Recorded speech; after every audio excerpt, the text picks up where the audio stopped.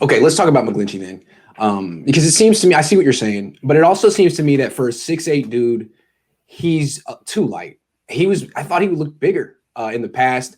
Him admitting that he was like 290-ish, that seems wrong. And it's not just him. I mean, I thought school was light. It was like, is this an offensive philosophy that was from, I don't know. So there was that. And then the fact that a 6'8" dude gets trucked that often, I just don't think, I don't know. It seems to me that he would really benefit from a coach to like get up in his ass. And I think he probably had that at Notre Dame. And I think Joe Staley probably filled that function for him. Just a guy to hold him accountable. And I don't know if there's anyone on the Niners doing that right now. He might need it. Do you think there's anything to that? Yeah, I think there's a little bit. I've watched clinic tapes with John Benton, who was their former offensive line coach. I think he just left Yes. for the Jets, maybe. Correct. And he's, he's a very knowledgeable guy. He knows what he's coaching. He knows what he's teaching. But I don't I don't feel like I'm being, motivated by him. A good leader is going to motivate someone to do better. And, right. John Benton is like another one of these Shanahan guys that is very smart, but not necessarily, inspires confidence or whatever. And I don't get that feeling from him. With McGlinchey and the rest of the line, it's basically, they're smaller athletic guys. McGlinchey's not as big as he says he is or probably ever was, but they're guys that can get out in space and run blocking for wide zone principles.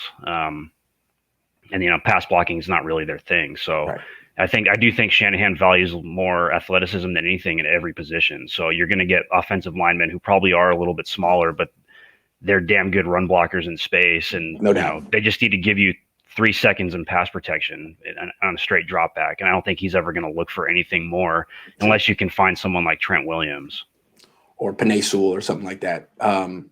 Mike McGlinchey, seems to me that, I don't know. He's just so light. I don't know. Is there anything that do you think Chris Forrester can do a better job holding him accountable, or is it, here's my impression of Mike McGlinchey. When he eventually retires, 2 weeks later he'll be 230 pounds. That's my feeling. So he needs someone to hold him accountable on like his weight, that kind of stuff.